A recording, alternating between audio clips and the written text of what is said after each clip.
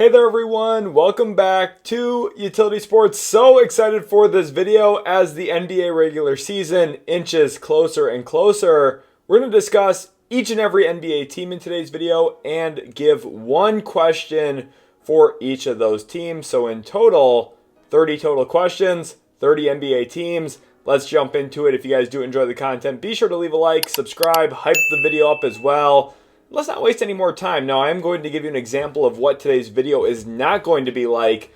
It's not going to be any of this fluff garbage of, does Anthony Edwards take the next step? There's going to be some niche questions in here, but all of them are very heavily on-court basketball related.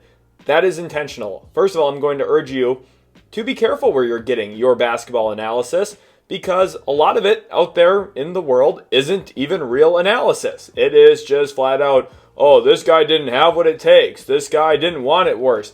That's not analysis. Just wanted to put that in there. Also, top 100 rankings, top 10 rankings, that's not analysis either. It's super subjective and honestly not really worth your time.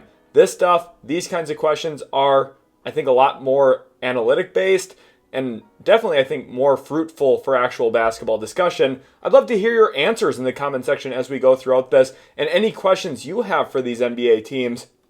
My first one here centers around the Atlanta Hawks and specifically with a key foundational difference for the way that this Hawks team is going to play this season with a lot more three-point shooting. I am very excited about the Hawks coming up to this year. I think their team is going to be a lot better around Trae Young. But it's a big year for Trae Young, looking for a long-term contract, one that Atlanta has not given him yet. And the big question for me is, how does Trae Young and Porzingis and their synergy together play out? Of course, we saw in Dallas many years ago, Porzingis and Luka just never quite meshed perfectly together. Now, I do think part of that was at the hands of Rick Carlisle not playing Porzingis as a true center, and in fact, playing him as the four alongside Dwight Powell, who really didn't offer much, especially on the offensive end, other than screen and dive.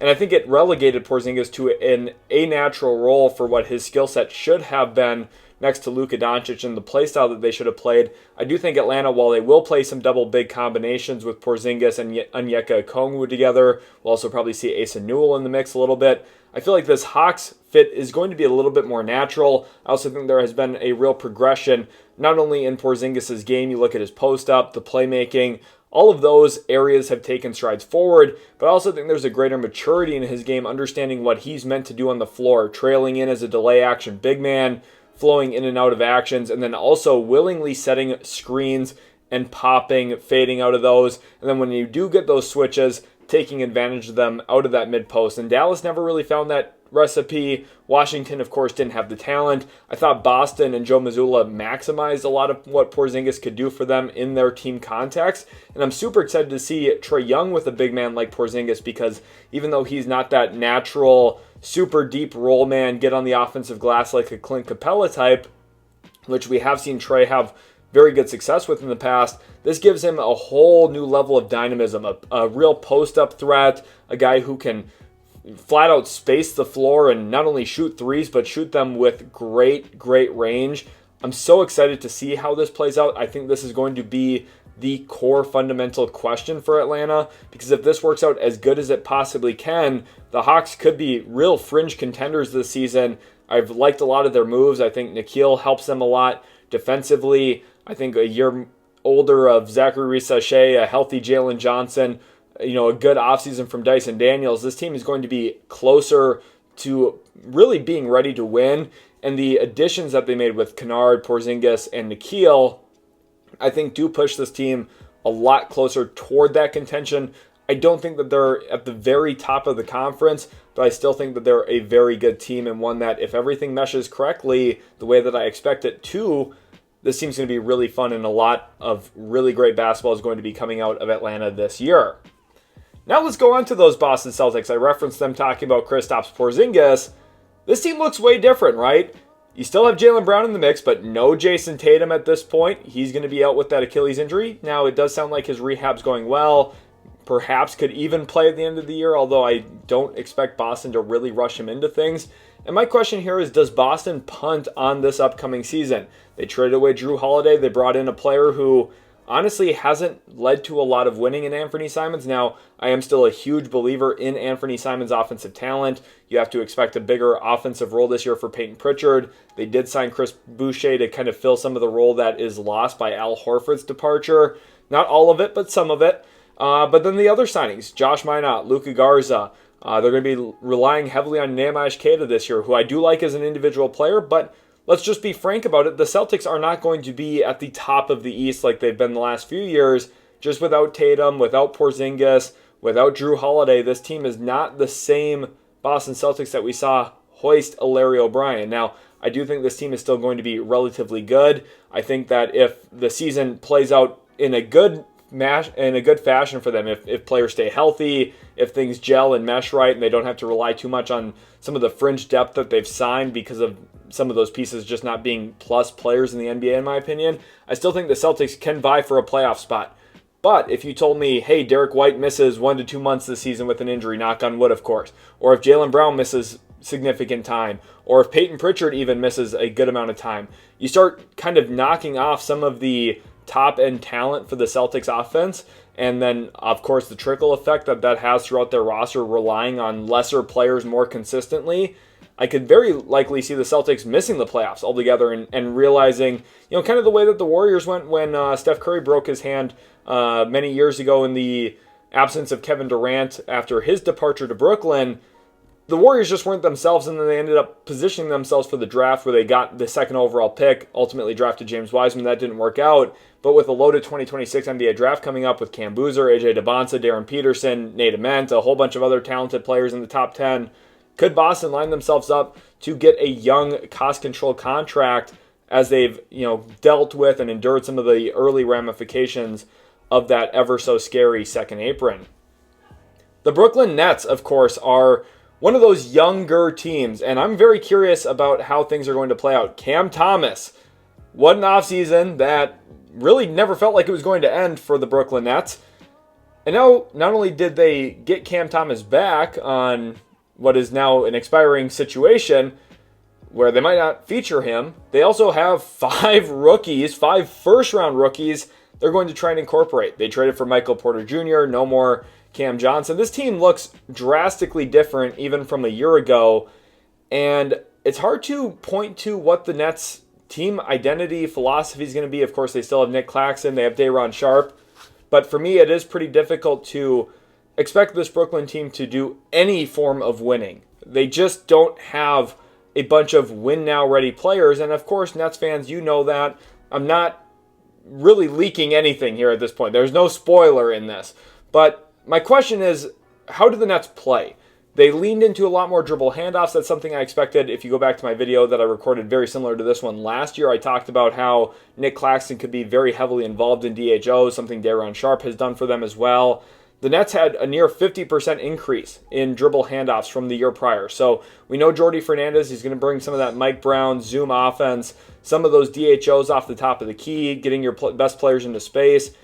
That's all good, fine, and dandy, and they have playmakers now to do that. Danny Wolf obviously can put the ball on the deck, did that a lot at Michigan. They have Yegor Demin, a big, talented playmaker, passer. Ben Saraf can obviously put the ball on the deck, create for others a bit. We'll see how Nolan Traore looks in his first NBA stint. And then Drake Powell's one of the most exciting players on this roster because I do think he has some awesome two-way potential to grow into and real defensive chops that's going to make him stick in the NBA for, at minimum, 8 to 9 years. I do believe in his athleticism, his defensive instincts, and intuition. There's a lot to be intrigued about. Now, the issue is they're extremely young. They have a lot of playmaking juice, but it's hard to really capitalize on the playmaking juice if you don't have the talent when it comes to scoring the ball. And that's where Cam Thomas is a big question mark because it doesn't seem like the Nets are really truly committed to him long term. But honestly, around this playmaking talent, Cam Thomas, Michael Porter Jr. seem to be instrumental players. Now, could they have great seasons statistically and the Nets go into the trade deadline and say, hey, who wants Cam Thomas, and trade him for some form of draft capital? Could they go out and maybe find a way to trade Michael Porter Jr.? Maybe. We'll see. That contract's a little questionable for other teams to take on. But Brooklyn right now at this point, there's a lot of question marks here, not only in terms of how these players are going to have their NBA careers pan out, but I also have questions about the actual scoring talent. And playmaking super fun. Playmaking, I think, is such a strong asset to have in today's NBA with how positionless it is, with how connected teams can become with timely passing, playmaking, and play calling. I feel like the Nets have a lot of those pieces. I just don't know if they're going to be able to shoot the ball well enough and score the ball well enough in traffic to, I think, maximize this amount of passing, playmaking talent that they currently have on roster. The Charlotte Hornets, of course, drafted Con Knipple in the top 5 in the 2025 NBA draft, and I think the Hornets are trending toward being a top 5 3-point volume team, and I want to see if it can be as early as this season. The Hornets were a high volume 3-point team last year, especially with Charles Lee coming over from Boston, former Celtics assistant. He brought some added 3-point volume to Charlotte, and I think if they continue to lean into that for a team that has been at a talent deficit for so long, and I still think they are, especially in the front court, they are, I think, rather limited compared to some of the other 29 teams in the NBA, most of them, in fact. But the Hornets, what they do have is a lot of shooting talent. LaMelo Ball can really shoot the basketball. Brandon Miller can really shoot the basketball. Con Knipple, arguably the best shooter in the 2025 NBA draft. The Hornets have strong foundational pieces to winning the math game night in, night out in the NBA, and I think that's going to be an awesome component to watch this year. I still don't expect the Hornets to be a great team. They're very young. They're going to let some young players play. Of course, made a number of draft picks on draft night. They're going to be relying on Ryan Kalkbrenner quite a bit in the front court, Moussa Diabate a bit as well. This team just flat out isn't good enough to compete at a super high level in the NBA currently, but I think with Charles Lee, first of all, not only did he answer my question last year about if he could instill a real defensive culture there, I think that he was able to accomplish that. And then they added, I think, smart players off of that this year. I think Con Knipple is going to be a real additive piece for them. We'll see how Liam McNeely plays and how much he plays early in his career. I'm hoping we see Tidjane Salaam take a step forward, and he needs a big step forward because they drafted him based off of length and upside rather than actual talent and IQ and skill. Hopefully teams start figuring that out here sooner rather than later. But the Hornets, I still think, are trending forward as a franchise, as a team. I think their new ownership is doing about as good of a job as they can, given the mess that they inherited. And they have a whole bunch of draft capital in 2027 as well. So 2026 draft might still be a real weapon for the Hornets moving forward. 2027, they're loaded with assets to either buy, get some players on the roster that can help them win sooner than later, or continuing their stockpiling of young players over there in Charlotte. The Chicago Bulls, I think this is a real fascinating team, and it really stems from the word pace. It continues to be a real talking point for me with the Chicago Bulls. But my question for them, how much does pace actually matter? Pace is every single training camp. You're going to hear coaches, for the most part, say, we'll talk about one team later that doesn't say that this year, but for the most part, they say, we want to play faster. We want to play with more pace. We want to get into actions quicker. We want to get up the floor quicker. We want to inbound the ball quicker. Everything wants to be quicker. And, of course, the 7 seconds or less Phoenix Suns back in the day, the new era of pace in today's NBA where every single team's trying to shoot more transition threes. Early offense is good offense for the most part. I completely agree with that. But pace is really not the end-all be-all, and I think the Chicago Bulls might be missing that little bit of information because with some of their recent decisions, right? They moved off of DeMar DeRozan, they moved off Zach LaVine, and while I'm not saying that Bulls era was fantastic or great or was going to lead to a lot of winning, pace doesn't just lead you to wins no matter what. And the talent on this roster is still underwhelming, and if you look at the Bulls' pace over the last 4 seasons and their offensive rating in relation to that pace, you're actually going to notice that this past year, with Josh Giddey in the fold, was their fastest season by far among the 4 of them, with nearly a 4-point increase in their pace. They ranked very, very high last season in pace, which was atypical for a Billy Donovan team. And I think with the addition of Isaac Okoro, they're going to try and lean further into more pace offensively. But you notice from their offensive rating, it actually didn't make them better on a per 100 possession basis. Now, they did score a lot of points per game, and when you have more possessions, that's going to be the actual result, but you also have more defensive possessions. So pace is not just the end-all be-all for winning more. I think the Bulls are the testament to that right now. They have players who play well with pace. Kobe White, I love his pull-up jump shooting. Josh Giddey, of course, one of the best breakout passers, outlet passers, get up the floor, hit early hit-ahead passes in transition. Okoro can obviously be an interesting play finisher in transition a bit for them. They have some of the pieces to play into this style, but at the end of the day, the talent deficit is still the talent deficit. And the Bulls, even though they're trying to kind of renovate on the fly, they did so with the Caruso trade, they did so with the Lonzo Ball trade, they're trying to figure things out and shake up their team, get younger, get faster. It doesn't mean they're actually getting better, and I think that's exactly what I'm trying to point to here with my question. You can play as fast as you want. It doesn't necessarily mean the ball is going to go in the hoop more frequently on a per 100 possession basis, and that's the issue the Bulls are kind of experiencing right now. Let's talk about the Cavaliers. What a fun season they had a year ago. Now, they did come up short in the playoffs, but my big question here is about the pick and roll efficiency. The first year of Kenny Atkinson was a massive, massive success. And part of that was their dominance in the pick and roll. Ty Jerome, huge breakout season, no longer with the Cavaliers. Donovan Mitchell was tremendous, of course, as we expect him to be. Darius Garland was fantastic. Evan Mobley had his huge breakout offensively and then won the Defensive Player of the Year award as well, with Victor Wembanyama not being eligible last season. And then Jared Allen, just a dominant pick and roll big man.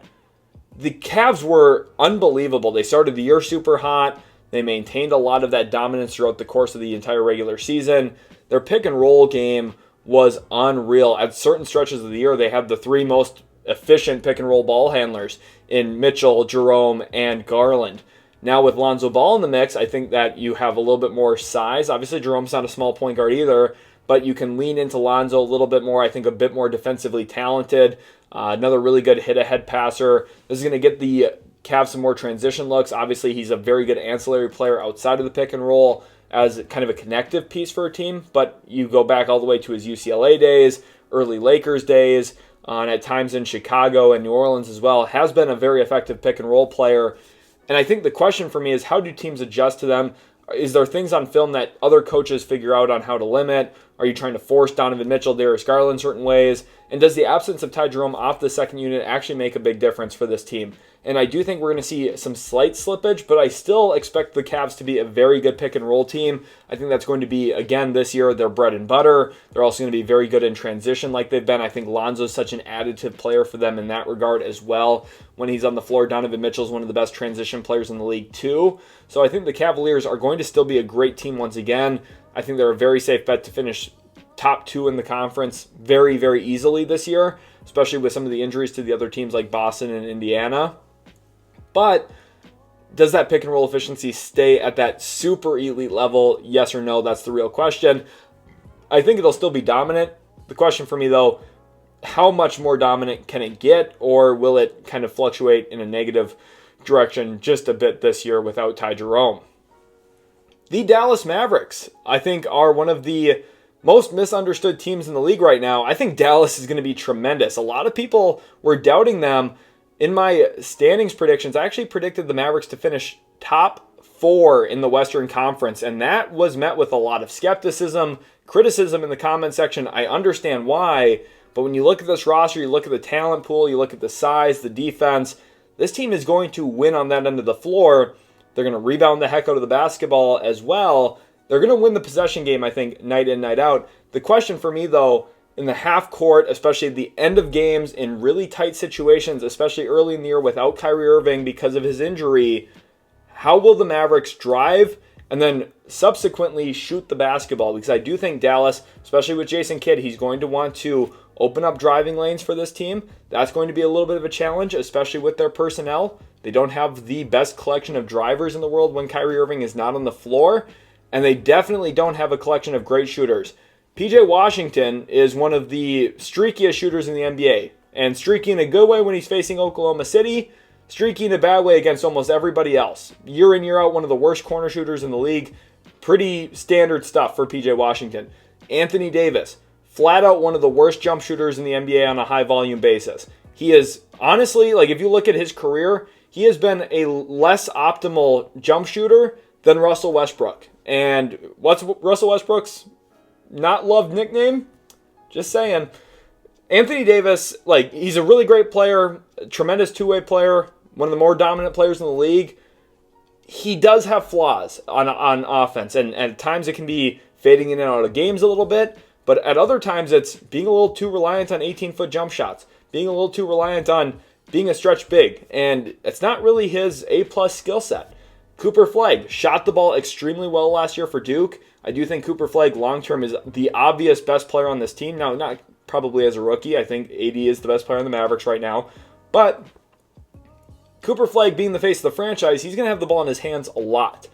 And my big question, if you go throughout all of my 2025 draft evals, one of the main sticking points I had on Cooper Flagg, the handle isn't close to elite yet. Now, I do think it can get there. I think, especially if he models his game after Jason Tatum, there's a lot that he can add to his bag. But at Duke, he was a little reliant on that spin. He's a little reliant on playing with his body, frame, physicality to create space on drives. And he wasn't just flat out beating people with crossovers, hesitations, and forming really strong driving lines for himself. And I do think, again, he's going to improve. He's going to get a lot better. But if we're looking at the Mavs going into the season, they don't have, especially when Kyrie Irving's out, this elite drive and kick game to rely on. And with Jason Kidd coaching Luka Doncic for as long as he did, that was such an easy form of offense for Dallas. High ball screen, roll, Luka's going to make the right play or make a shot off the pick and roll, right?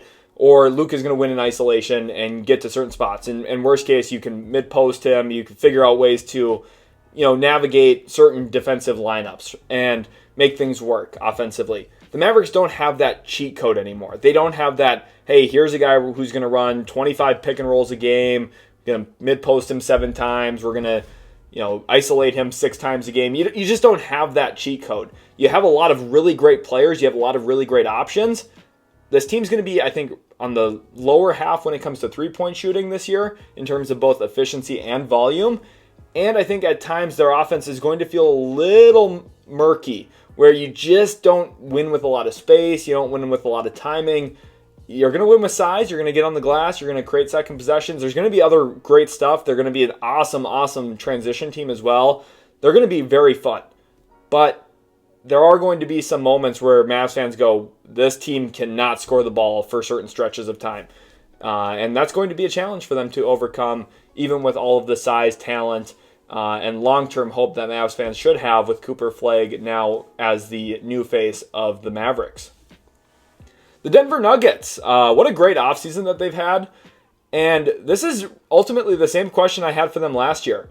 And you might say last year, well, they went to 7 games against OKC. They did this, they did that. They had a really solid year given their roster talent. Here's the thing. They have arguably flat out the best player in the world. If you don't think he's the best player, you definitely are going to have him in the top 3. You're probably going to have him second if you want to give the edge to Shai Gilgeous-Alexander for the MVP, Finals MVP this past year. Very worst case scenario, you have the second best player in the world on your team. More likely than not, you have flat out the best player in the world on your team, Nikola Jokic. Losing in the second round's not the goal. Yes, it was a competitive series. Yes, there was a lot of really nice stuff that Denver did with a soft zone. They were able to exploit some of OKC's issues.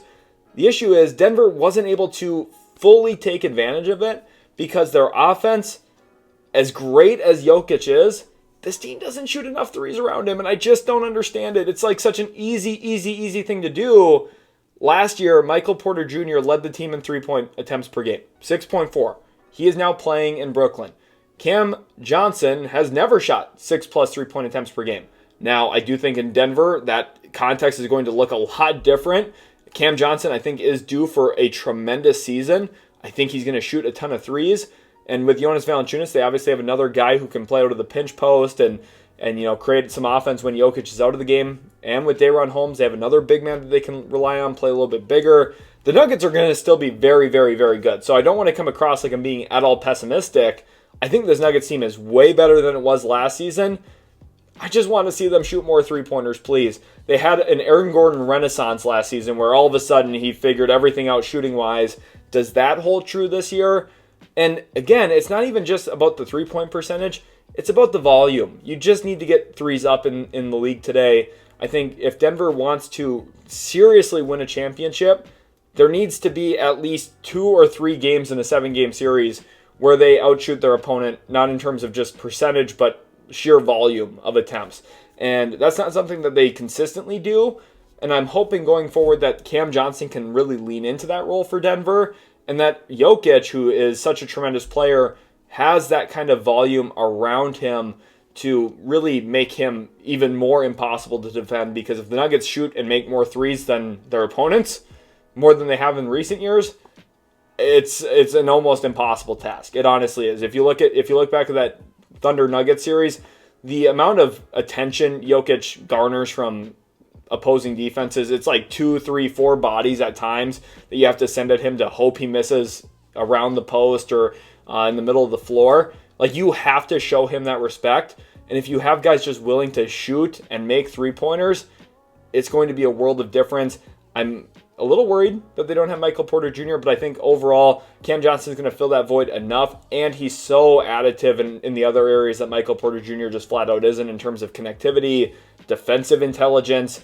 I think those are really the two big things. Playing off the catch is something Cam Johnson's so good at. I think the Nuggets are going to be very, very good.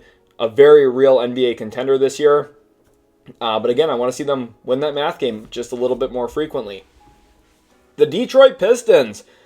Super fun question for me here. How many dribble handoffs do we see from Jalen Duren a night? And the reason that this is my question, the Pistons last year ranked very high in overall handoffs. And they added Duncan Robinson. They should be getting Jaden Ivey back from injury this season as well. Last year, they spammed a lot of high ball screens for Cade Cunningham. And I think if you want to introduce just a little bit more dynamism, that's where Duncan Robinson is going to be such a tool. Now, they did do this with Malik Beasley last year, so it's not like it's a complete reinvention of Detroit's offense.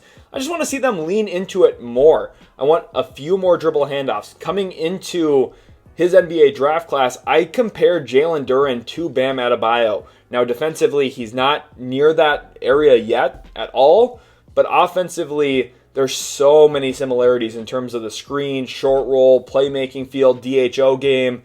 And we've seen Duncan Robinson and Bam Adebayo work magic together there in Miami for many, many years.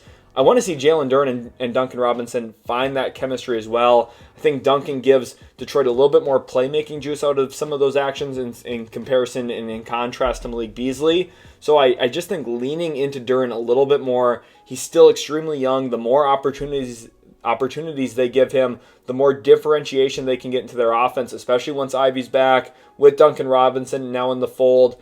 This Pistons team is still looking quite good for this upcoming season. And I think if you just flat out look at last year, I mean, Cade Cunningham came off 3 handoffs a game, Malik Beasley a little bit under 2, Fontecchio just a little bit over half of a handoff per game, so 1 every other game essentially, and then Jaden Ivey 1.5. I want to see those numbers go up a full point for everybody essentially. I want to see Duncan Robinson coming off of 3 handoffs a game. I want to see Cade Cunningham coming off of 4 handoffs. You think about some 77 action, very easy ways to incorporate that. And then Ivey's the big one for me. I want to see him much more involved off of DHOs. I think playing into that speed downhill, getting him into open space even more consistently. He was in the middle of a career year last year, unfortunately, when the injury occurred for him. Hoping he can come back and really be his true self. Super excited about what Ivey can be for Detroit this upcoming season. And I think playing off of Duren DHOs is going to be a huge weapon for Detroit this season, especially when it comes to differentiating their offense outside of just Cade high ball screen offense going into this upcoming year. The Golden State Warriors. This is the one team I referenced earlier, talking about how the Warriors and Steve Kerr have said, hey, we might not play with as much pace this upcoming season. And Steve Kerr literally referenced Jimmy Butler as being the likely reason for that. Jimmy Butler, not the fastest pace player in the league, not going to try and run up and down and transition a ton. Now, I think that is going to be a mistake for the Golden State Warriors. While yes, this team is older, they now have Al Horford. You might say, well, this Warriors team is probably not going to want to play extremely fast because they have older legs. You probably want to try and stay as fresh as you possibly can throughout the course of the regular season. The one thing I'm going to say about that, seeding does matter a bit, and you don't want to find yourself in the play-in. You don't want to be at risk of missing the playoffs altogether. And while, yes, the Warriors are an older team, one thing that they have in place is a lot of players who are really good in transition and really good when you do play with pace. Buddy Hield is a tremendous player in pace situations. He was awesome with Indiana for so long. He's awesome around Tyrese Halliburton for so long because of that pace element. Brandon Podziemski, I think the game's a lot easier for him when they're playing up and down, getting out in transition, playing 2-on-1, 3-on-2, 4-on-3. Draymond Green's one of the best pace pushers in recent NBA history as a grab-and-go guy off defensive rebounds, as a get out and run off of a deflection, a steal, whatever. He is somebody who just honestly makes a lot of the Warriors' offense run. And obviously when you have Steph Curry, you want to get easy opportunities because he commands so much attention, both in the transition and in the half court, that you get situations where he's guarded 35 feet away from the hoop, and all of a sudden someone's cutting for a wide open layup, whether that be Gary Payton II or DeAnthony Melton, or Draymond Green didn't even get picked up with the ball in his hands and he goes coast to coast with no one stopping the basketball. This team should want to play fast, even though they're an older roster. And I am a little worried. About those statements. Now, I still think that this Warriors team is pretty good. Obviously, you never know when Father Time is going to come into play and wreak havoc. Could that be this year for the Warriors? I'm not sure, but if they try and play slower than they should, that will be a real problem, I think, in the Western Conference. The Houston Rockets, obviously, big question for them post Fred VanVleet injury is who's going to handle the basketball. And I think the question for me is, what is the percentage of ball handling responsibilities split across the board between Reed Sheppard, Amen Thompson, Alperen Şengün, and Kevin Durant? The one thing I don't want to see is a lot of point guard Kevin Durant. I don't think that's great for an NBA team in the year 2025, 2026. What I do want to see is a little bit of point guard Kevin Durant in terms of, getting him the ball early in offense and occasionally bringing the ball up the court. But I want to see this team lean into Amen Thompson, Reed Sheppard, and Alperen Şengün. Obviously, you're worried about ball pressure. You're worried about, okay, who's going to pick who up. I'm telling you right now, opposing bigs, opposing power forwards, I don't think are going to be super comfortable picking up Alperen Şengün 94 feet away from the hoop. And if you want to put a small guy on him, well, you have a whole bunch of other burners around him. Tyrese and Amen Thompson, you have some great athleticism, length, and size across the board, which means if you're having a guard pick up Alperen Şengün in transition trying to exert some ball pressure, that means that big has to be guarding someone else on the floor. And the Rockets have so much lineup versatility. They can play double big, they can play one big, they can play a whole bunch of wings, a plethora of them if you want to see Dorian Finney-Smith, Kevin Durant, Tari Eason, Jabari Smith Jr. all on the floor at the same time. You can lean into that. Obviously, Amen Thompson, he doesn't even have a position. He's literally just freak on the court. He's everything. Honestly, he's one of the best athletes to ever play the sport, period. Any level, any decade, any time in NBA history, he's just absurd. This team has answers to this question. They have creative ways. Now, I do think this is going to rely on Udoka being a little bit more forceful and in command of the offense, but everyone's been freaking out about pull-up three-point volume. Here's the thing. Yeah, Fred VanVleet didn't turn the ball over. A lot of Jalen Green and Fred VanVleet pull-up threes were not effective offense for the Houston Rockets. They just flat out weren't. And yes, Kevin Durant's not a high-volume three-point pull-up shooter. What he is arguably the most effective pull-up mid-range jump shooter of all time. Those mid-range pull-up twos are better offense for the Houston Rockets than a Jalen Green or a Fred VanVleet pull-up three. It's just flat out point blank the truth. And here's the thing. Houston's going to see growth from some of these guys. Reed Sheppard's going to be a lot better this year than he was last year in limited minutes. Amen Thompson, I think, is going to be ready for a bigger role, especially with the ball in his hands a bit more, something he did very well at Overtime Elite with. And then Şengün, you're going to see some regression to the mean in a positive manner for Alperen Şengün, where his touch, all of his finishing, I think is going to be a tad bit better, especially with Durant around him now. I think with more Reed Sheppard minutes, there's going to be a little bit more attention to the shooters off the catch there in Houston with Dorian Finney-Smith and Sheppard being, I think, the headliners there in a lot of ways. Jabari Smith Jr., we'll see how he shoots the ball this year too. But Houston's still going to be really darn good. They're very likely going to be a top 3 seed in the Western Conference, and I'm extremely excited about how this team performs come opening night. The Indiana Pacers, the big question for me here stems around Benedict Mathurin. And if the Pacers find a solution with him, and this is a multifold question for me. It's not just about, okay, Benedict Mathurin, contract year coming up. A lot of you are probably getting pretty tired of the Jonathan Kuminga situation. Get ready for round 2, because this Benedict Mathurin situation is going to be a problem. Okay? And it could be a very good problem for the Pacers, possibly, or it could be a nightmare problem. And this is honestly one of the biggest questions around the NBA right now, and something that nobody's talking about. I don't understand why.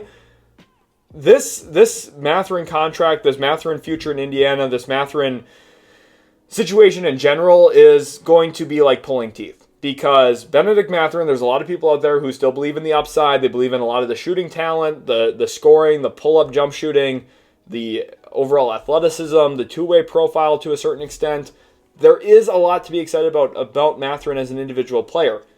Point blank, though, the Pacers weren't better with him on the floor, but when Tyrese Halliburton didn't play, Benedict Mathurin was a lot more productive. Yes, it's very small sample size, but he averaged 21 a game, 7 boards a night, nearly 3 assists in the 7 games he played last year without Tyrese Halliburton on the court. And those 7 games could be a very early indicator of a huge monster season coming up for Benedict Mathurin. So you might say, oh, well, that's tremendous. That's great for Indiana. What's the problem? The problem is it goes back to the fact that the Pacers were not better with Benedict Mathurin on the floor than they were with him off the floor. I think the best version of this Pacers team hinged upon having Nembhard and Nesmith around Tyrese Halliburton. And with Mathurin, the ball movement just stalls a little bit more. You're a little more turnover prone. I think all of the best parts of Indiana basketball are not accentuated with Benedict Mathurin in the game. So let's say he does have a monster year, in a year where the Pacers take a step back as a team. No Miles Turner, no Tyrese Halliburton. This team's just not as good as they were last year when they made a run to the NBA Finals. But Mathurin puts up 20 points a game. Does that mean, oh, let's max him out, let's give him this huge contract? No, and that's where the point of contention is going to be. Because Indiana's going to say, look, dude, we're not really sure you're still a long-term part of the future. And then a lot of fans, a lot of Benedict Mathurin's camp is going to be saying, look at the numbers he just put up. Pretty solid efficiency, big volume numbers in terms of scoring, rebounds, assists even to a certain extent with the ball in his hands a bit more this upcoming year, I'm presuming. It's going to be a problem. It is. And I honestly don't know what the answer is going to be. I think trading him at the trade deadline would be the best case outcome. But there's also the possibility of, okay, you go into restricted free agency, it plays out the same way this Kuminga one did. You get him around $25, maybe $30 million a year, depending on what the actual season looks like for Mathurin. And then you try and trade him from there for a big contract, like what the Rockets did with Jalen Green for Kevin Durant. That's really the options right now for the Pacers. And I don't think the long-term outcome is the Pacers happily pay Benedict Mathurin and keep him forever. I don't think that's going to be the outcome. And I'm honestly very, very concerned about how annoying this situation might become within the next 10 months or so in Indiana. The Los Angeles Clippers, I think the big question for me is, what is their best closing lineup? I like the talent additions that they made on their roster. Brook Lopez, I'm not in love with him as a player at this point in time. Way too slow to be an effective drop coverage big. And definitely too slow to effectively play at the level, although that does seem to be what the Clippers are going to try with him a bit this year, which, maybe they find ways to make that work. They have some length, size, athleticism behind him. But you look at the starting five, the presumed starting five at this point, with James Harden, Bradley Beal, Kawhi Leonard, John Collins, Ivica Zubac. Extremely talented, some good blends of shot making, athleticism, ball handling. Of course, Zubac is the kind of anchor that holds this team together. But you think about, okay, the point of attack defense, especially at the beginning and end of games, who are you asking to guard the basketball? You probably don't want it to be Kawhi Leonard throughout a course of an 82-game regular season and a strenuous playoff run. So then you're asking, okay, is it going to be James Harden? That doesn't make any sense. That's just not going to be smart. When James Harden is literally the engine for their offense, you can't ask him to do that. So then it's, are we asking John Collins or Bradley Beal? That's where you start to see the problems with their closing lineup. And while I really like what the Clippers have as a unit, I think that their team's going to be very, very good. I think they're going to win a lot of regular season games. I think this team's extremely talented. their closing lineup's a little questionable because which of these 5 guys are you putting to the bench? Is it John Collins? Is it Bradley Beal? Is it both of them? Which might be the answer. But then the issue is, okay, well, you definitely don't want Brook Lopez in the closing lineup, in my opinion, in the year 2026. I really don't want Chris Dunn, and that's what I'm scared the team's going to do because Jeff Van Gundy and Ty Lue love Chris Dunn, and I understand it. He's an awesome screen navigator, tremendous point of attack defender. He's an absolute beast defensively. The guy doesn't look at the rim half the time on offense, and when he does, he's probably not going to make the shot. So it's a huge offensive weak point for them if they try and close games with Chris Dunn. And teams are going to sag way off of him. They're going to try and make him shoot, and they'll live with the results of that. Derrick Jones Jr. is the guy that makes sense to be in the closing lineup. Now, at times, they kind of varied away from that last year a little bit. I don't quite understand why. For me, the closing lineup should be probably James Harden, Bradley Beal, Kawhi Leonard, Derrick Jones Jr., and Ivica Zubac. That's what I would lean into to close games, probably, with no John Collins. Now, maybe certain matchups against bigger teams, if you're facing someone like Denver, for example, maybe you say, hey, we need more athleticism to deal with Aaron Gordon. We're going to take Beal out of the closing lineup and play a little bit bigger, play a little bit longer, a little bit more athletic with DJJ and John Collins in the mix. And I don't hate that either. I do think Derrick Jones Jr. probably just needs to be part of the closing lineup for the Clippers to reach their max potential as a team. But it's going to be a little bit of a problem trying to deal with, higher profile players, guys who, there have been bumps in the roads along the way, especially with Bradley Beal. Now, I think Beal's still a very talented player. I think Beal's going to be a huge positive for the Clippers. I think John Collins is going to be such a good fit with James Harden offensively. There's a lot to like here, so I don't want to come across pessimistic here. I do, in a vacuum, like pretty much all of the Clippers' core players. Chris Paul even to a certain extent, although we'll see how much he plays and how age affects him this upcoming year. Derrick Jones Jr., obviously, I really like a lot. Chris Dunn's the one I tend to think, even the defense, as great as it is, comes with a lot of offensive trade-offs. But the Clippers as a whole, I'm still very excited about this team going into this season. The Los Angeles Lakers, their question, I think, is super, super obvious. And I haven't seen really anyone talking about it, but it is a huge issue for JJ Redick to figure out, solve, and try and address. And it is the rim volume for DeAndre Ayton on a team that has some questions, some really serious questions around Luka Doncic, LeBron James. If you want to try and contend, you want to try and win at a super high level in the NBA, is the question really supposed to be, hey, what is the rim volume for DeAndre Ayton on this team? And I know there's going to be a lot of people in the comments saying, well, we're not even worried about Ayton shooting. We want him for defense and rebounding.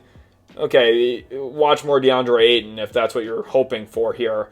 But I think offensively, in the context of the way the Lakers play, the rim volume is the key for the Lakers. And if you look at DeAndre Ayton throughout his career, this is the percentage of DeAndre Ayton's field goal attempts that came within 0 to 3 feet of the hoop by season. Look at the very beginning of his career. A little bit over 45% of his shots at the rim. Next year, just as a tad bit down from that 47% number down to about 45%. But the year that the Phoenix Suns made the NBA Finals, the year that the Phoenix Suns took off, Devin Booker's first real successful season with Phoenix in terms of team success, Chris Paul's first year in Phoenix, almost 55% of DeAndre Ayton's total field goal attempts came at the rim.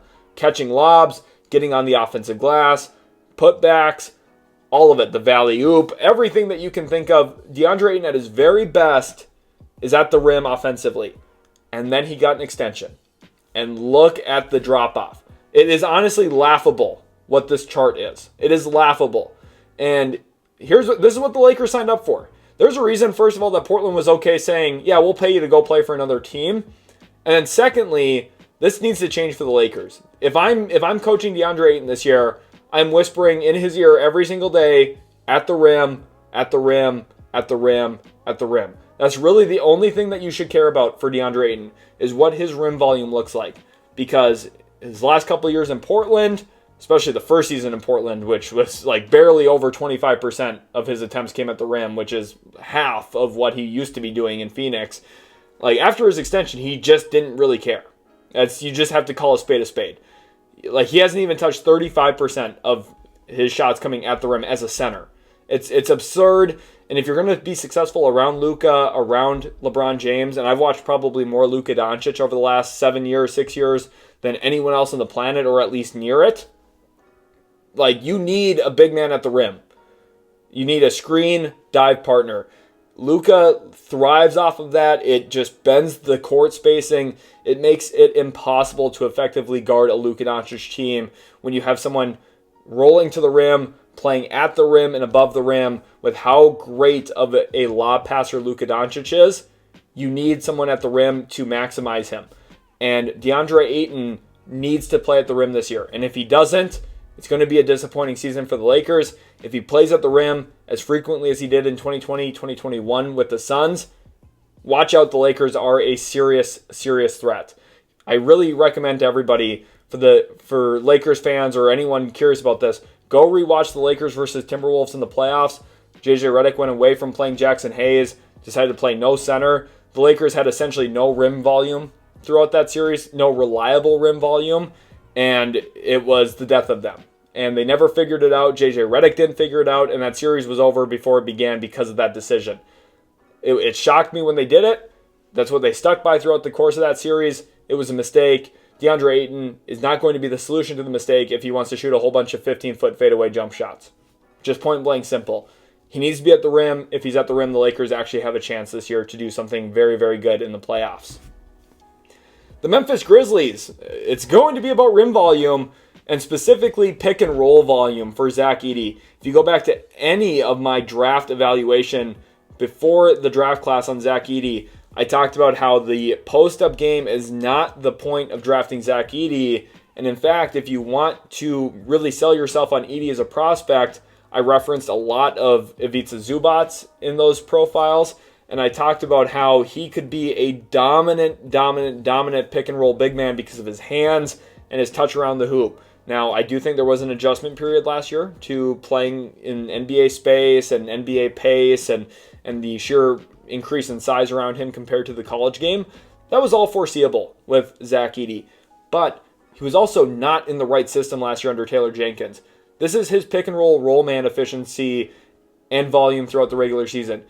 He rolled as a roll man and got attempts as a roll man less than one time a game last season.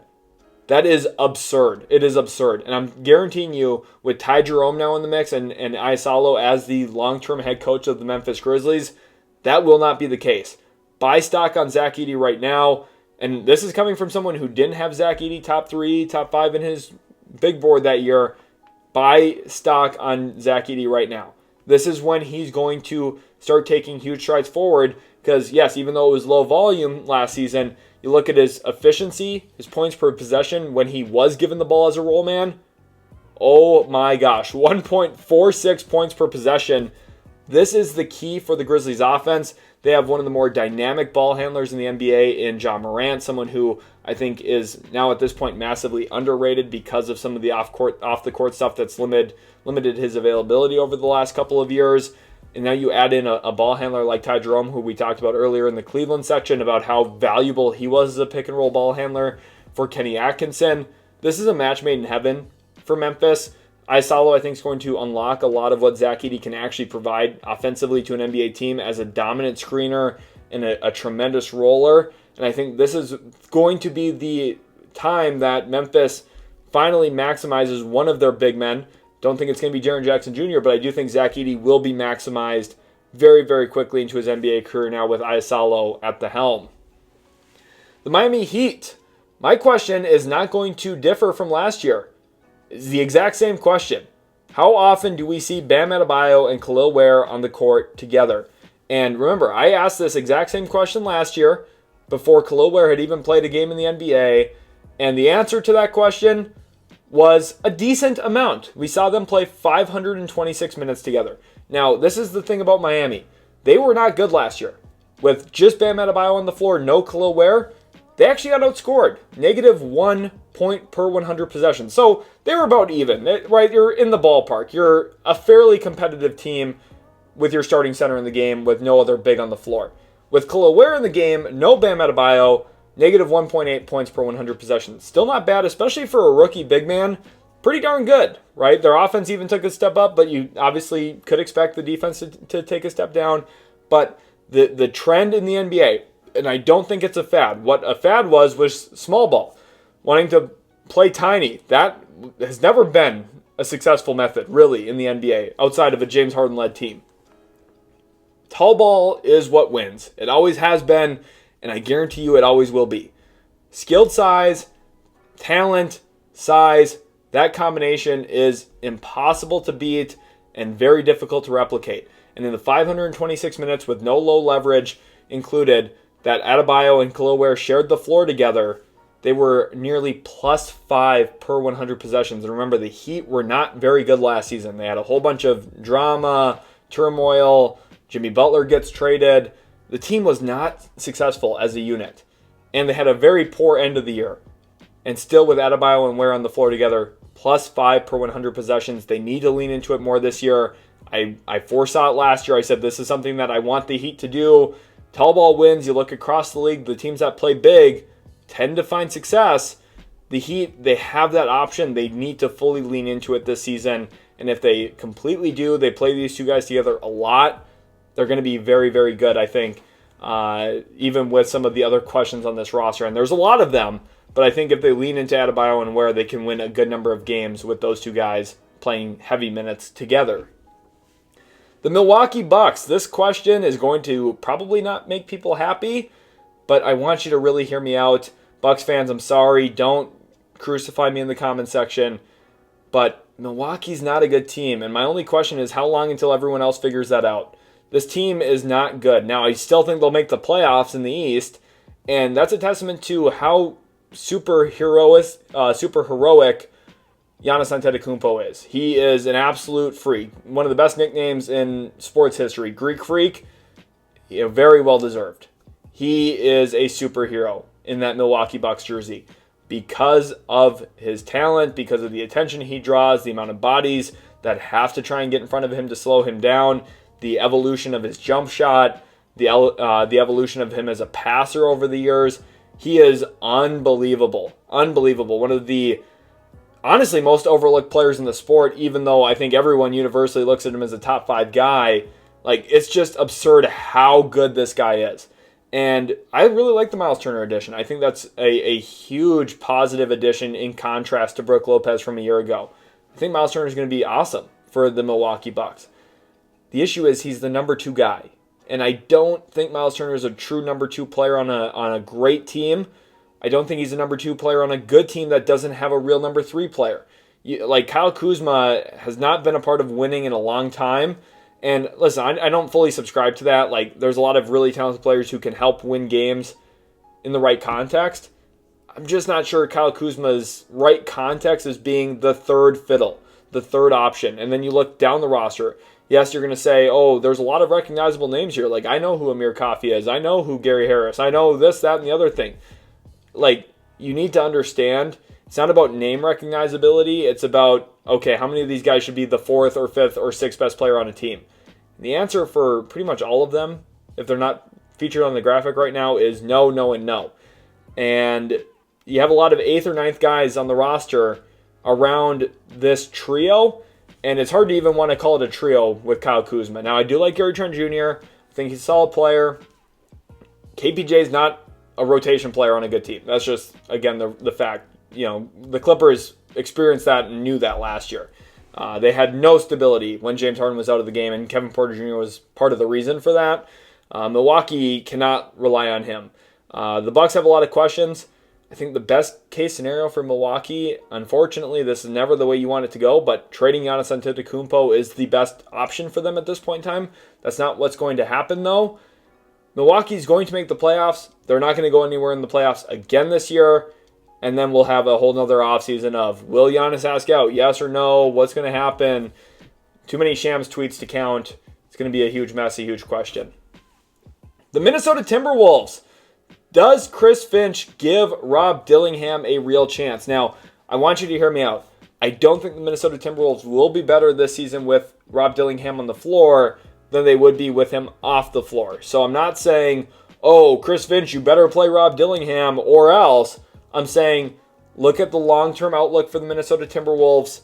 I think Rob Dillingham is going to be an instrumental part of that. Mike Conley is not going to play forever. Mike Conley kind of fell off a cliff a little bit last year. Did not have nearly the same offensive impact or defensive impact, even for that matter, as he's had in recent seasons prior.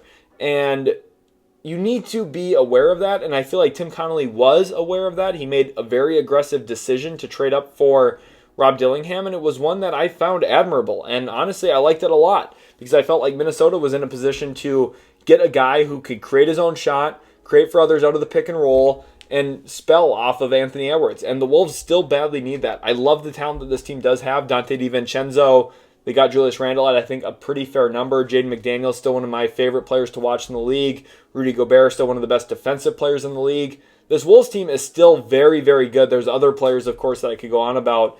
But I think Dillingham is kind of that big question mark for them right now, because if it doesn't work out with Dillingham, and if you don't give him these opportunities, you don't give him reps, you don't give him minutes to build his confidence and play him through mistakes, you're going to, I think, get subpar results long-term from what he can be as a player. And for me, I think if you're the Wolves right now, yes, you want to really focus on winning. You want to do everything you can to compete at such a high level this season. I understand that. But the best case scenario for the longevity of Anthony Edwards' career in Minnesota is giving him a dynamic ball handler in the backcourt alongside of him and building up the confidence of a player you drafted in the top 10 and traded a lot to go up and get in Rob Dillingham. And I think if you play him, expect there to be mistakes, expect there to be nights where he bleeds points, expect there to be nights where things just don't go right, and then you have to be hard on him in film, you have to be hard on him in games, like during timeouts, say, look, you're screwing this up, this is not working, you got to figure it out, but you can't strip his minutes, you can't strip his confidence in that process. You have to say, we're going to ride with you, we're going to let you make those mistakes, but you got to stop making them. And I think over time, that experience will be instrumental for the Timberwolves moving forward post Mike Conley. And they need to start preparing for that life sooner rather than later. They have the draft pick equity already invested here in Dillingham.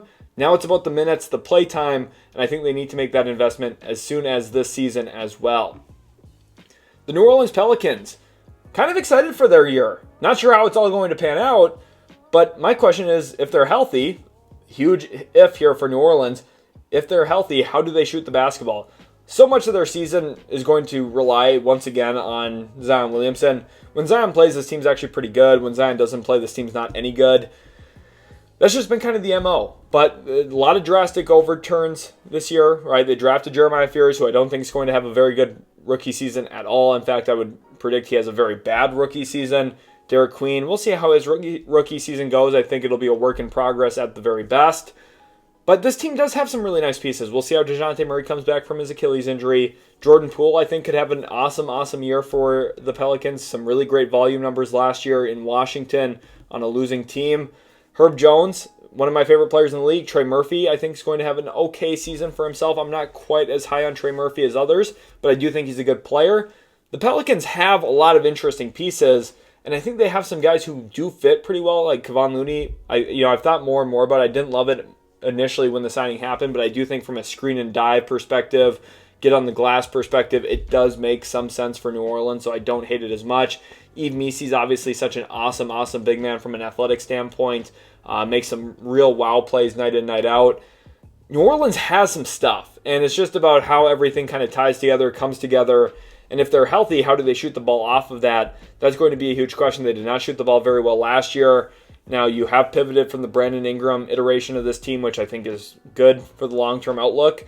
But I am just a little unsure about how everything's going to ultimately pan out for the Pelicans, especially when there's so much uncertainty around how many games Zion's actually going to play. If I had to bet, he plays over 45, 50 games this year because that's been kind of the trend.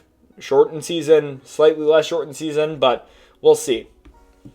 The New York Knicks, I think point blank, very, very comparable to a question we talked about earlier.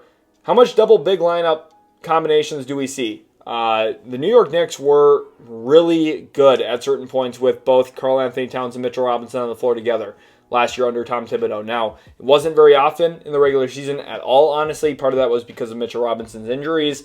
Part of that was also kind of an infrastructural thing about how New York wanted to play throughout the course of the regular season. But we've seen Mike Brown kind of get creative in the past, right? He's found certain lineups that worked with Domantas Sabonis in Sacramento. He, I think, elevated a lot of Sabonis' game. And I'm curious to see how he plans on using Cat. Does he plan on using Cat as a DHO hub a little bit? And if so, are you stuffing Mitchell Robinson in the dunker spot? Last year in the playoffs, we saw about 160 minutes of Cat and Robinson together, which is not nothing. And they actually had a +8 net rating per 100 possessions. So very, very good stuff between the two of them in the postseason.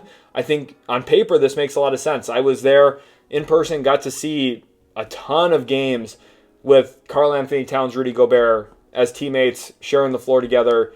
It was beautiful basketball. I think there's a lot to lean into. Karl-Anthony Towns is such a transformative player. He can change his game night in, night out to do whatever you want. You need him to drive the basketball against bigs, he can do that. You need him to space the floor certain nights, definitely can do that. You want him coming off of off-ball screens and shooting, he can do that. He's super talented. You want him running 45 pick and rolls, and by 45 I don't mean 45 in terms of the number. I mean 4-5 in terms of power forward center combo pick and rolls. There's so much that Cat can do. And I feel like at times, honestly, it's a little too much that it doesn't lead him to playing a super consistent style of game. But there's so much talent to lean into, and it gives the Knicks some real lineup versatility. And I want to see them lean into that. And I think that's the big question for me. If we see Mike Brown lean into this like fully, the Knicks could be so good this year. They could be so good because they have, obviously, their captain, Jalen Brunson, one of the 10 best players in the world. They have a lot of other talent to work with. This Knicks team could be really freaking good this year. The Oklahoma City Thunder. I'm not going to be too critical. I don't have a super pressing question, but I do think it's still important to monitor the three-point volume. The question for me last year was, how many threes is this team willing to take? The Thunder historically, the last few years prior to this most recent season when they won the Larry O'Brien Trophy and the NBA Championship, they had actually been a pretty reluctant three-point shooting team. Shea upped his volume. Pretty much across the board, they upped their three-point volume as a group. And they won an NBA championship. Now, it wasn't just the three-point volume, right? They were so great in so many areas. But I do think the three-point volume helped. And it's not going to be the end-all, be-all for this team. They win possessions defensively. They're great on the glass. They do a lot of awesome stuff. They find ways to win games night in, night out. And they're so talented, they're going to blow teams out again. The amount of times that you're going to see 8-0, 12-0 runs for this team, it's going to be unrivaled in the NBA. They're still the best team in the league. But if they don't shoot a lot of threes, they are a little vulnerable. Last year in the finals, I thought we got to see some of that vulnerability where Indiana just outshot them in volume from three. And when you make more threes, you score more points than the other team from behind the three-point line. And that is a great equalizer for lesser talented teams. And in my opinion, the Pacers were significantly less talented than Oklahoma City, but they almost pulled it off. And who knows if Halliburton doesn't injure his Achilles in Game 7, what actually happens. But that's a what if. The Thunder are NBA champions. They did what it took to win, so there's no asterisk. But if you want to repeat, I think you have to be very cognizant of that three-point volume. Keep it at a healthy spot. You don't have to lead the league in three-pointers. You don't have to. You're not going to if you're Oklahoma City. You're just flat out not going to. You don't have to, but I want to see that three-point volume stay in the top 12 to 15-ish range of the league. Just be in the top half. And I'll be very, very confident what this team is going to be going into the playoffs once again next season. The Orlando Magic, and it really stems around Paolo Banchero here, and how does his drive efficiencies adjust with Desmond Bane in the fold. It was actually a career year last year from Paolo Banchero as a driver of the basketball, something that honestly didn't get talked enough about. I'm excited about what the Orlando Magic are going to look like. I think this team is really freaking good. Desmond Bane, I thought, was a great fit into Orlando's team. His off-ball shooting capabilities, the ability to pivot to on-ball responsibilities, run pick and rolls here and there, create offense out of isolation a little bit. Not a ton, but a little bit. And then you're also looking at one of the better transition players in the league. I think all of that really meshes well with what Orlando needed off the ball, a little bit more on-ball creation, but then also someone who can capitalize off of their stellar defense while still being an additive piece to that defense as well. And Desmond Bane checks all of those boxes. And I think one of the big boxes is increasing Paulo's efficiency as a driver. Last year, like I said, was a huge career year for him in this area. Now, the overall drives per game didn't increase. In fact, it was actually a step down a little bit from the year prior, but his efficiency skyrocketed. It went from about a 43% field goal percentage on drives all the way up to 49.8%. That is a huge, drastic overturn for him as a driver. Now, it was on about half the volume, just 46 games played last season, but I think with now, finally, last year, Orlando was the worst three-point shooting team in the league, literally ranked dead last in three-point percentage as a team. They now add an elite marksman who is going to just make it ever harder to help onto drives and kind of muck up the paint. And I think for Paolo here specifically, he's going to have more space to operate than he's ever had in Orlando. It's going to feel a little bit more natural to him.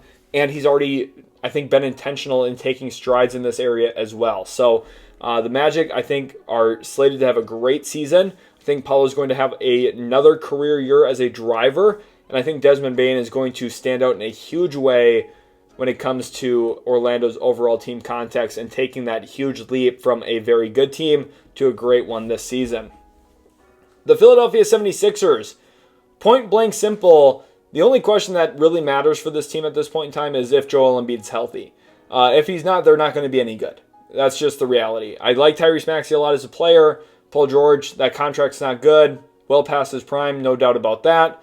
VJ Edgecombe, there's a lot of promise there. Like him as a young player. We'll see how everything works out with Jared McCain coming back from injury, what kind of player he can be. There is a lot to be excited about long-term for Philadelphia, but at the end of the day, if you're trying to win right now, it's all about if Joel Embiid is healthy and can perform at a super high level. And if he is, and if he's back to his MVP form where he's scoring like a point a minute and just utterly dominant and unstoppable, then the Sixers are going to be good. If he's not on the floor more than 40 games this year, if he's not playing any back-to-backs, if he's missing time left, right, and center all the time, the Sixers are just not destined for success. It's just flat out the way it is. Like, the analysis here, this is one of those niche situations where it's like, guys, there's not a lot I can tell you about this. They need their best player on the floor. And if they don't have their best player, the guy that makes everything tick and run and go for their offense, and honestly, a lot of times their defense as well as an anchor, like, this team is just going to be subpar. And it's no surprise. There's a reason they ended up with the third pick in the draft this last year. They need him to be healthy. They need him on the floor. If he's not, they're not going to be good. The Phoenix Suns, I'm actually really excited about this question. It's all about the Phoenix Suns' rim volume. This was one of the most foreseeable issues during the Durant, Booker, Beal era in Phoenix, was the fact that they just weren't going to get to the rim very much. Durant, super reliant on mid-range pull-up jump shooting. Beal, a pull-up jump shooter. Devin Booker, a high-volume pull-up jump shooter. And listen, Jalen Green is a high-volume pull-up jump shooter earlier. I talked about it in the Houston section, how that wasn't a good shot for the Rockets. One thing that he does give them, though, is a high-level driver, someone who actually puts his head down quite often, does get to the rim at a pretty good rate. And now finally going from 0 good rim running centers to 2 of them in Mark Williams and Kaman Maluach, who I'm extremely excited about.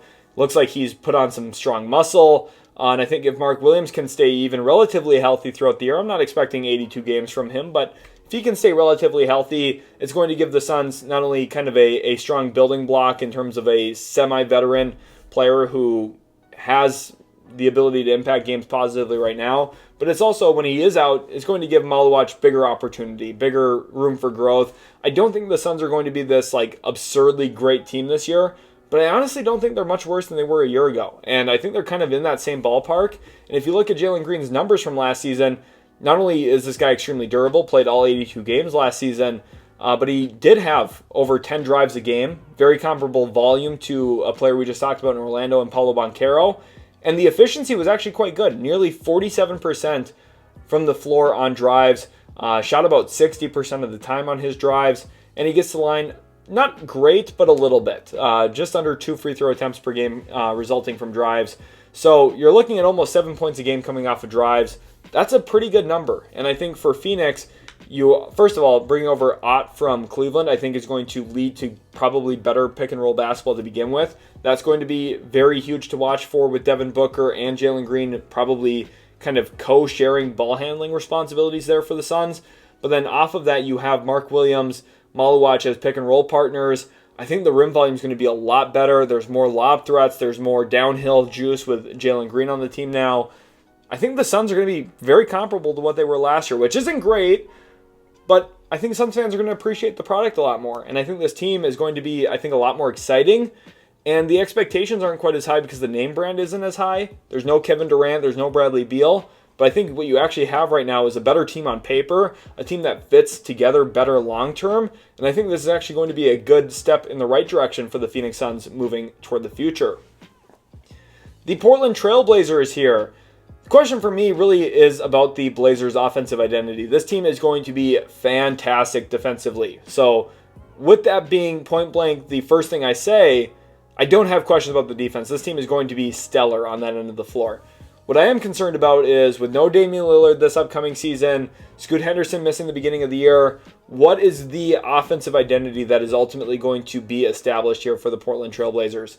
I think the point blank obvious one would be zoom action, having a DHO big off the top of the key, someone like Donovan Clingan, Hanson Yang, who they drafted high, that they believe in long term. Both of those guys have real playmaking juice and feel and talent as passers, as big men. Lean into that. That's what I want to see. I want to see them playing delay action, throwing cuts all over the place. They're super athletic. They have some really good finishers at the rim, like Avdia. Of course, one of the best athletes in the entire world in Shaedon Sharpe. They have some special pieces. They have a lot of stuff that can work. They have a super intuitive player in Drew Holiday who knows how to post up, knows how to take advantage of certain matchups. Actually is a very good screen-setting guard, which could be a unique weapon for them with Avdia and kind of inverted pick-and-roll action. I want to see this team play with cuts, play with pace, and play off the top of the key with their passing bigs. That's what I really want to see. Will we get that? I don't know. Chauncey Billups hasn't been the most creative, honestly, as a coach up to this point, but the defense is trending forward. The talent's trending upward in Portland. I'm actually extremely excited about the future of this team. I have a lot of questions still.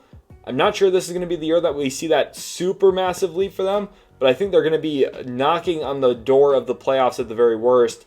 And I'm very excited about this team still as a whole, and I really am fascinated about the offensive identity that we see from them. The Kings, offensive identity. That's going to be the question here as well. And does this Kings offense actually make sense? The answer is kind of no. I like the pace that this team's going to be able to play with. Zach LaVine, good transition player. Malik Monk, an awesome downhill player. Tremendous burst. Dennis Schroeder obviously plays with good pace and burst as well. Domantas Sabonis, one of the best grab-and-go players in the league. Tremendous in early transition. DeMar DeRozan, a lot of these pieces, you look at them individually, you look at the combinations, the two-man lineups, you're like, wow, a lot of this does make sense. DeRozan's really good playing off the catch, and you have someone in Sabonis who can facilitate that. You have LaVine, who's a lights-out shooter. You think, okay, that makes some sense. You have Malik Monk, who can give you some of that downhill juice, where Sabonis takes a lot of attention off the top of the key. You're like, okay, that makes sense. You have Keegan Murray, who just does a little bit of everything, shoots the ball respectably well. Not an elite athlete, but a solid one. You're like, okay, he can make sense as a forward here. But then you look at the sum of the parts here, and it's just not as good as each individual talent. I think Zach LaVine's a really solid player. DeMar DeRozan, still an effective player even at his age. We'll see if there's any downturn eventually for him. Sabonis, one of the better big men in the entire league. I love Domantas Sabonis as an individual player.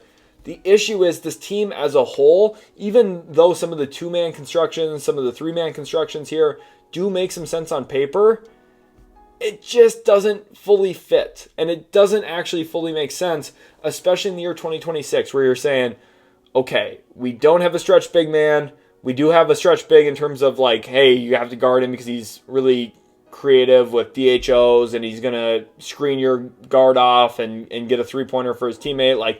You have to respect him when he has the ball, but you're not oh no, we can't leave Domantas Sabonis on the three-point line, right? And you don't have this super high-volume three-point shooting forward. You don't have this elite defensive forward to complement Domantas Sabonis. Honestly, if they got Jonathan Isaac, I think it would kind of tie some of their stuff together a little bit.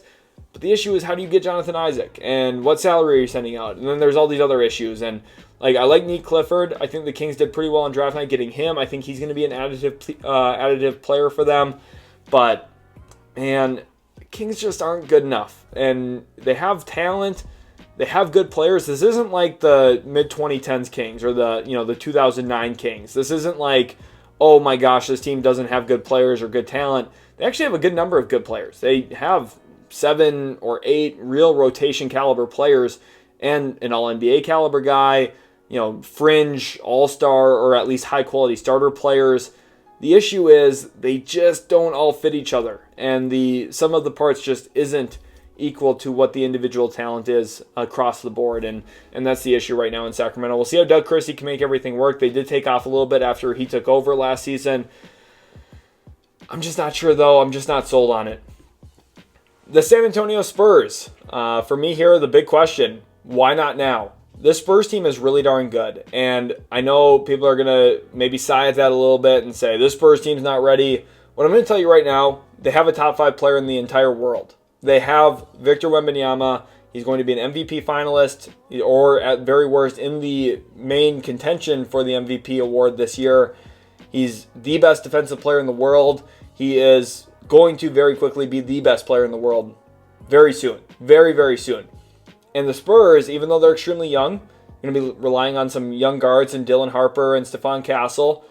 This team, Jeremy Sohan's still young, Vassell, kind of a veteran now at this point. Like, you have De'Aaron Fox, why not now? Start winning now. That's got to be the MO in that locker room. I'm all about draft and develop, and I love the direction that the Spurs team is heading. I'm not as cynical or critical as others about they have 3 guards who maybe aren't elite pull-up jump shooters. I mean, I don't think that's going to be a huge problem for them. I think that there's a lot of other stuff that they're good at in terms of rim volume, spacing, and playing off of Wembanyama. There's going to be some really great short roll combinations in here and ways to weaponize certain mismatches and advantages. Ball handling is really important. They have a bunch of guys who can dribble, pass, and then somewhat shoot. And I think that's going to benefit them long term, especially as some of those players take meaningful individual strides forward. I think the biggest thing, though, is if I'm in that locker room right now, I'm saying, I get it, we're young. Let's start competing now. Let's start showing the NBA what they should be scared of. And there is a lot to love. The Spurs team is really darn good, actually. Now, are they good enough to earn a playoff spot outright? We'll see. The West is very talented, very deep.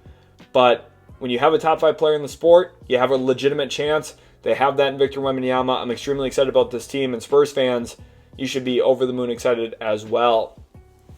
The Toronto Raptors. Typically I've been a little harsh on Toronto. Now, Raptors fans, that comes from a place of love. I want the best for the Raptors. Some people tend to think I'm a hater.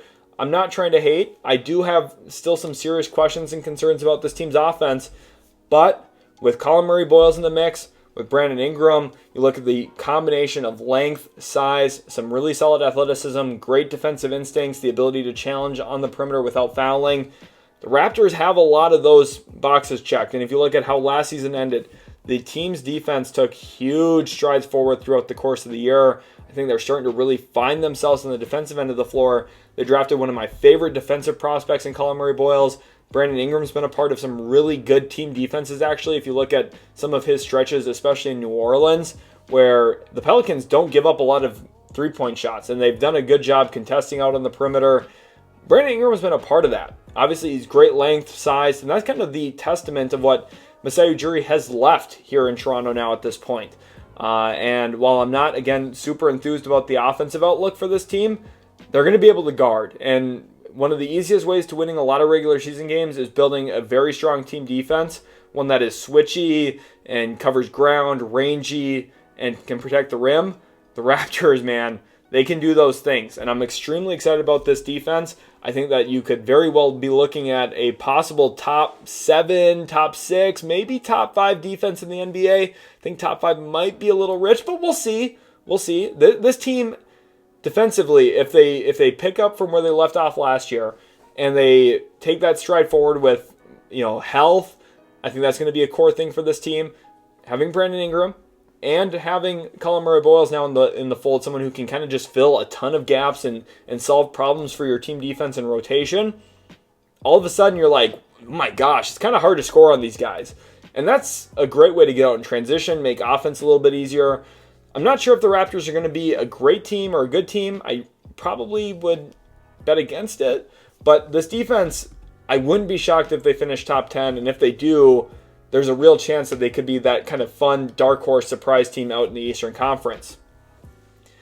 The Utah Jazz, not only am I excited about the new look of the Utah Jazz, I love that the fresh new jerseys are out, but I'm not excited about the product on the floor. This team is going to be horrid. This is going to be the worst team in the Western Conference this year, and they're not going to be able to guard anybody at all. This last year, they ranked dead last in the NBA in team defensive rating, giving up 119.4 points per 100 possessions, which is absolutely horrible. Terrible. Bad. Not good. And I don't think it's going to get much better. If at all, it might even get worse, because you're going to be playing a lot of young players. They traded away John Collins, so there's one veteran out the door, and you're probably going to be relying on Ace Bailey, who wasn't a winning player at Rutgers as a freshman. Probably won't be a winning player as a rookie in the NBA, and he shouldn't be. It's not fair to expect rookies to be winning players, so it's not slighting Ace Bailey at all. Jazz fans, don't get mad at me. Walter Clayton Jr. I'm excited about. Could be perhaps the best guard on the team in year one of his NBA career.